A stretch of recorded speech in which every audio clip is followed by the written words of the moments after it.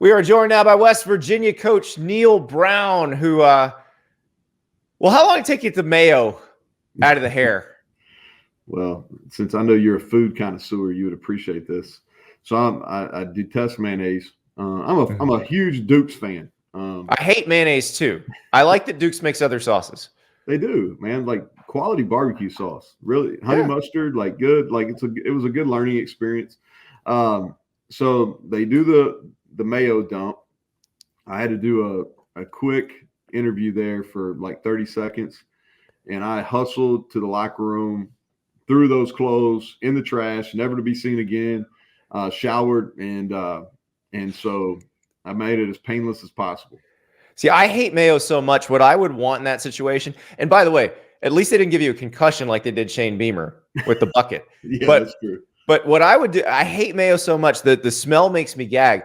I would want to sprint immediately into one of those showers that you see in like the sci-fi movies where they're delousing you. So they have like the fire hoses and just hit me with them, get it all out. Well, I thought I had a great plan. Like I had our raincoat. I had one of our assistant equipment managers, who's kind of my guy.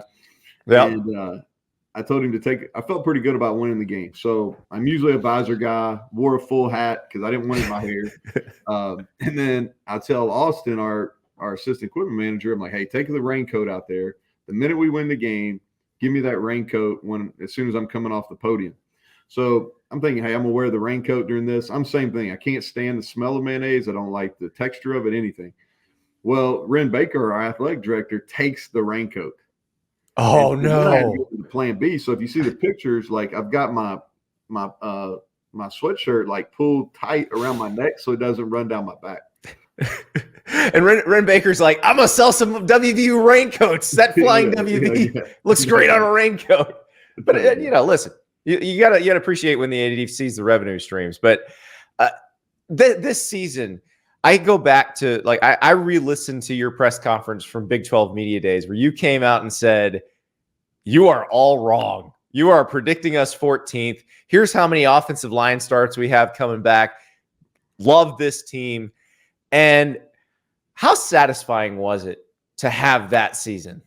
Yeah, no, satisfying for sure. A little bit what ifs because obviously we lose on the Hail Mary, and then we're up against Oklahoma State in the fourth quarter, and we don't finish. And so two really winnable games that we didn't finish on. And so there's still a real hunger in our building. But it was satisfying. And when I went to the Big 12 Media Days and we got picked last, I understood it from a small perspective because the narrative around us was so negative. But what they didn't see is they didn't see that our culture had changed and really some of our struggles in 22, some narrow losses. But some things happened that we didn't do a good enough job athletic department wise or within our football program to really change to the kind of changing pace of college football. And so I knew, even though we went 5-7, we won 2 of our last 3. We beat Oklahoma. We beat Oklahoma State. We weren't that far away. And then I had a lot of trust in our offensive line and our defensive line. And I felt like and regardless of what league you're playing in, if you're good up front, then you have a chance. And that's where I thought the media didn't do a very good job, like doing their homework. And some of that is because of the media that covers the Big 12 is so Texas centric. They don't really know what we have, and so they see the record, they see what we lost, and they just assume that, we weren't going to be very good. But, we had the second most, I think, offensive line starts returning, and we got multiple NFL players up front, and we changed the offense. We changed our defense, which at that time the media didn't know that. And I said that just because I really felt that. And then I wanted our players to hear that too. So you mentioned the struggles in 22. You lost a lot of players in the portal in 22. You retained most of your key players going into last season. If you look at how things have gone since your season ended, you've retained most of the guys that you wanted to retain this year. How has that changed, and what's the pitch like, post Duke's Mayo Bowl to these guys to make sure they're back in Morgantown? Yeah, well, if you go in reverse, like kind of where we were after our bowl game, we lose the Guaranteed Rate Bowl to Minnesota, who was better than us at the end of the 21 season. And we just didn't have the necessary things in place to hold on to our players. Now we do. Our collective, the Country Roads Trust, we've done a really good job of raising money. I think that it's very well run. It's backed, and we've got a really good plan, and they've got a really good plan. So that's kind of changed and allows to retain. That's been a big piece of it. But I also think, Andy, we've figured out kind of what's the best path forward in this new era of college football for West Virginia. And really for us, it's about out evaluating and signing really good fits for us out of the high schools, and developing those guys and then retaining those guys. We from what guys are earning coming out of high school their first year, we've put not as much emphasis on that and more emphasis on the retention of the guys that have been here in our program and produced. So I think the collective, changing how we think about retention. And then we've really put an emphasis on making sure our guys have a great experience. Like, we've heavily invested in nutrition. We've heavily invested in our recovery. We've heavily invested in things that are maybe unique and different to us. And it's worked. And we've done a great job from a relationship standpoint. That matters. That's not the only thing that matters. That used to be kind of one of the real decision makers in transfer. That's not always the number one, but it still matters. Yeah. Because everything matters. And I always tell people, like, with linemen don't like to move. They don't like change. They don't like to have to meet a bunch of new people. So if you keep them happy, if they feel comfortable, it might not necessarily be the largest dollar figure that draws them. But it's interesting what you were saying, because I've heard a lot of the same things from Mike Norvell at Florida State, where just being very brutally honest about the evaluation of your own roster and realizing who is a great contributor for you, who you can keep. That seems to be the secret sauce there. Well, you have to project too, and I think that one of the things you have to do earlier in guys' careers, you have to give them opportunities to play. And if a guy's going to redshirt, where a lot of offensive linemen and defensive linemen are still doing that, if they're going to, man, you've got to give them a lot of attention. And that's something we tried to do here with both fronts. Is we've got a development program that we put them through in the weight room, where they're getting a ton of attention from our strength coach. We are intentional about making sure that we do individual and team stuff throughout the season, not just one day a week. We do it 4 days a week during the season to make sure they're getting coached and they understand our schemes, and there's constant feedback being given where they understand that there is a future and this is a path for them. Yeah. And you got 3 offensive line starters coming back, but then you've got 2 open spots with people who've played. Yeah. And it seems like that's the most, like, those guys need to see the path, like you said. They do. And we got 5 of our 7 back. And just talk about offensive line. You're a former lineman, so I think you probably understand this maybe even better than most of your listeners. Is the offensive line for us is really that's the single position group that's has had the most influence on our team. And so when we got here, we had 1 starter in Colton McKivitz, who was a great player, starting right tackle for the San Francisco 49ers. He worked the right way. But our numbers, scholarship-wise, and our talent was not where it needed to be. And then we decided to go young. And Zack Fraser, came in the 2020 season and started every game in his career with the exception of 1. And that was his second game. And he played about 3/4 of that game. So he really changed. And then we added Doug Nestor, who's from West Virginia. That was a transfer from Virginia Tech. And both of those guys were great leaders for us. And they really set the tone from a work ethic standpoint. Doug was great vocally. And then Wyatt Milan came in the next year. And now Wyatt started he's going to be a senior. This will be his 4th year as a starter for us. And so then what has happened in that room is now the standard that was set by Zack Fraser and Doug Nestor has continued, and it's how they work, it's how they meet. It's the extra stuff they do, how they handle nutrition, all those things. And so now what that's done is that's gone down to our younger guys, and we've evaluated and recruited those guys at a pretty good level too. So we got good players coming behind them. But the standard from a work ethic standpoint is really, really changed.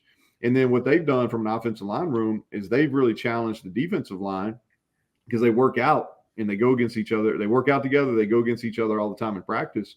And so that rose the level of work and play and production in our defensive line room. So both those units are the strength of our football team now.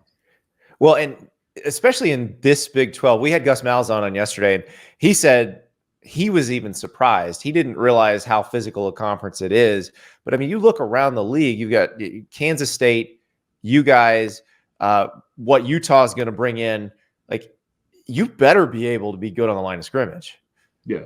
Well, this is, to me, it's the most undervalued league in college football. And I think across the board, there's more parity in our league. I think it's the most competitive league in college football. And don't get me wrong, I respect the Big Ten. I respect the ACC. I respect the SEC. And the SEC and the Big Ten, their top teams have probably won at a little higher level than our top teams have.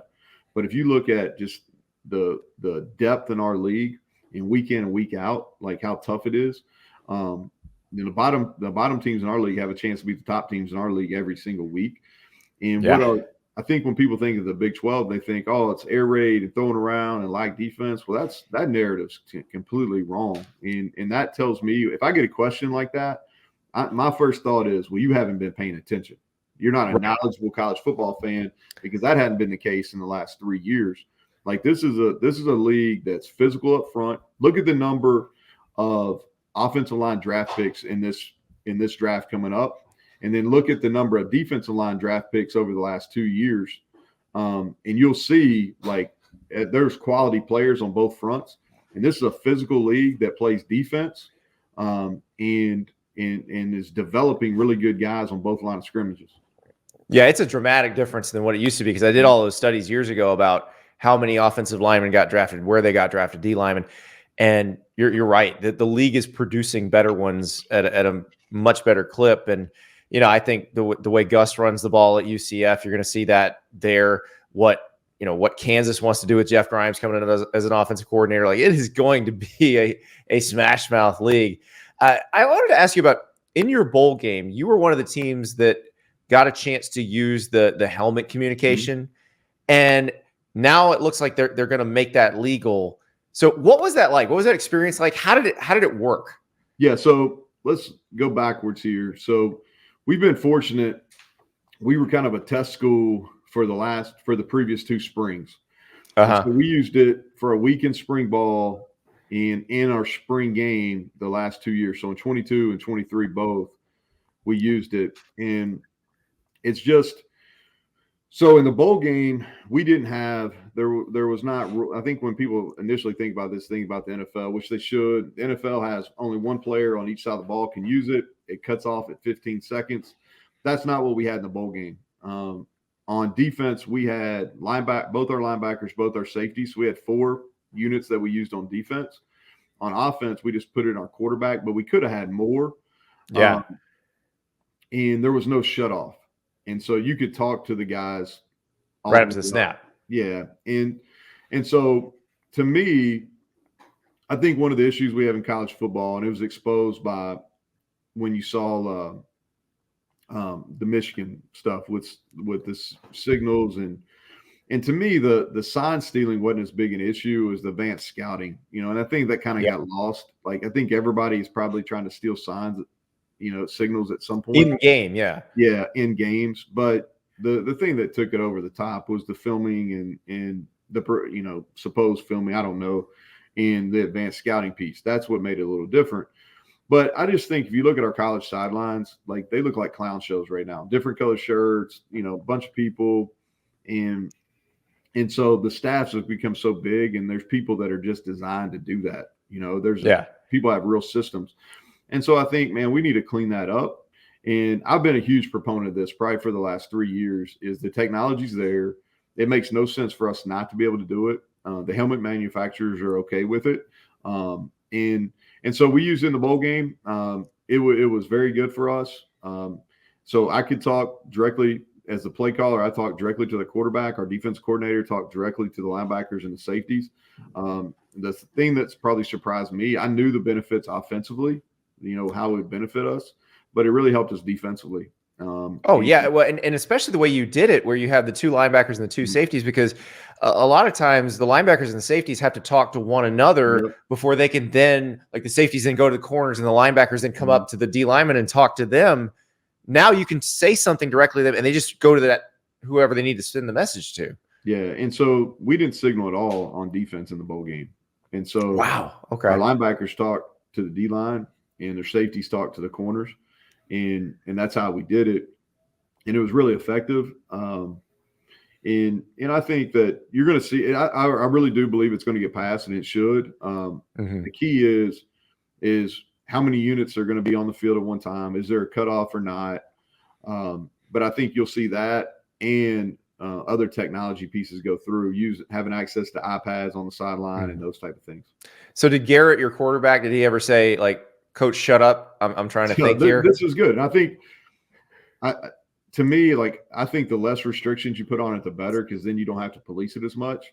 Yeah. And so what we did is when we got into our real, like, North Carolina prep for the game, is we used it for the lead up, the week that we practiced versus North Carolina here, and then we did it for the week we were in Charlotte preparing for the bowl game.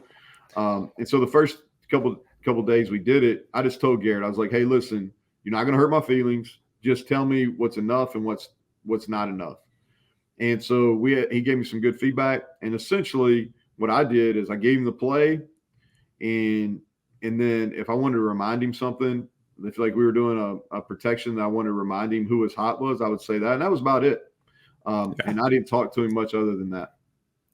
I can't wait, because when they brought the bed sheets out, that was it for me. The bed sheets on the poles where you have three guys with the I don't know. It's a bad look. It's a multi-billion-dollar operation. It doesn't need to be that way. It looks. If you look at an NFL sideline and you look at a college sideline, drastically different. It's just a bad look for college football, and this is an opportunity to clean it up. So you mentioned, as the play caller, and this is something that you decided last season that you were going to get back to doing. How did you find that? Because that's what it's amazing to me how different everybody's opinion. With Gus yesterday, he's going back to it this year. He had thought the CEO stuff was more important, but now he wants to do it. Eli Drinkwitz says he liked handing off to somebody else. How was it for you being back in that role? Yeah, so like when we had our struggles in 22 is, I think quality leaders should always look inward first. And I had a lot of things I had to do better. And for me, what it was is we had a lot of success at Troy, and we had just been okay here and definitely underachieved in 22.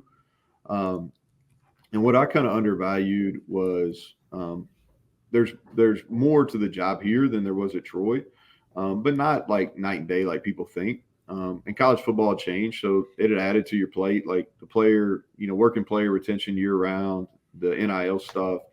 You're working those two things every single day. There's not a day goes by that I don't deal with some kind of NIL or player retention. You know what I mean?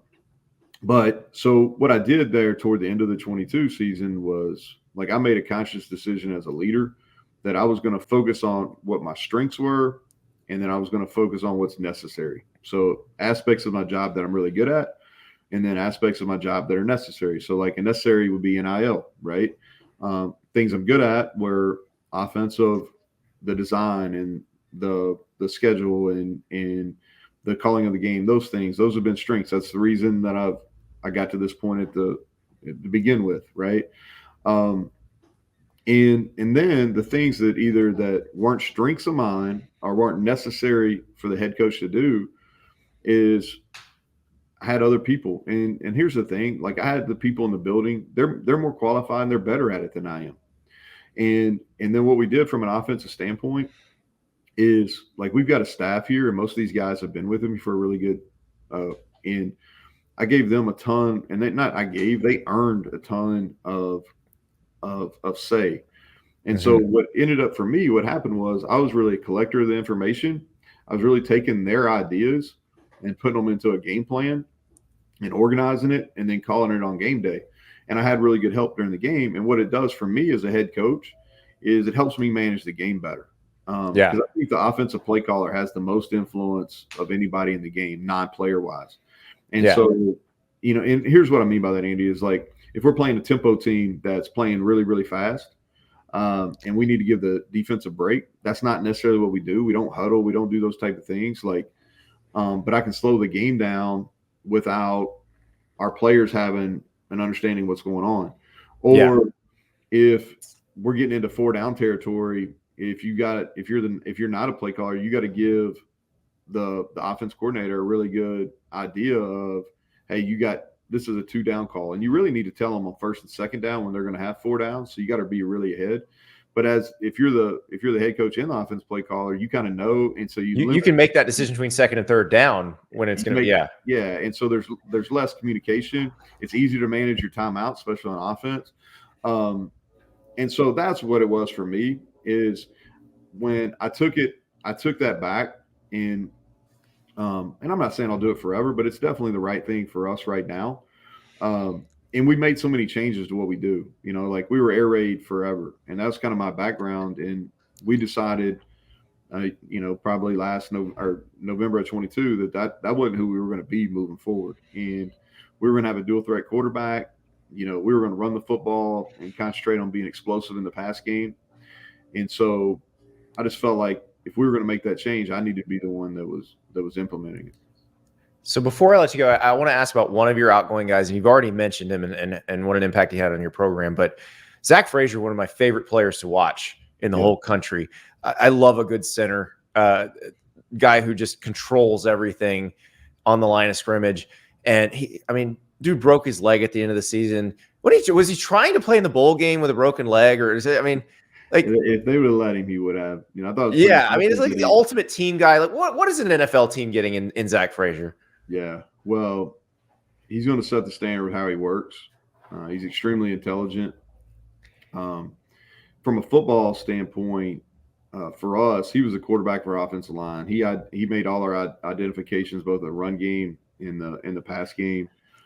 He has a deep understanding of making sure we get our 5 on their 5. You know, and that sounds a lot easier than it is, as you know. It's not. Yeah, and he's really strong, plays with great leverage, and he's got he's not as tall maybe as your prototypical, but he's got long arms, and he's got he's got big hands and strong hands. And like his wrestling background, he's 4-time state champion in wrestling.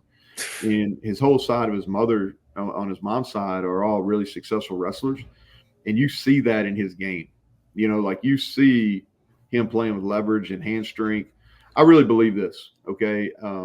I think Zack will, if he stays healthy, which he has done, except with one exception. He only missed 1 game due to injury, and that was a bowl game. So he played a lot of consecutive games for us. I really believe he'll be a 10+ year starter in the NFL. He'll be an all-pro. I believe that.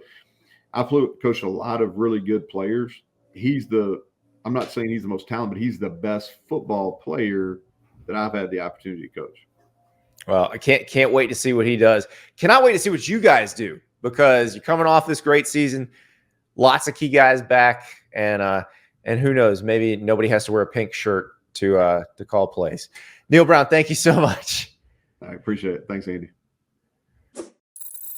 Thank you so much for watching. Just a reminder, subscribe to this channel right here so you never miss an episode of Andy Staples On 3. And oh, by the way, watch all the other great videos on the On3 Sports YouTube channel.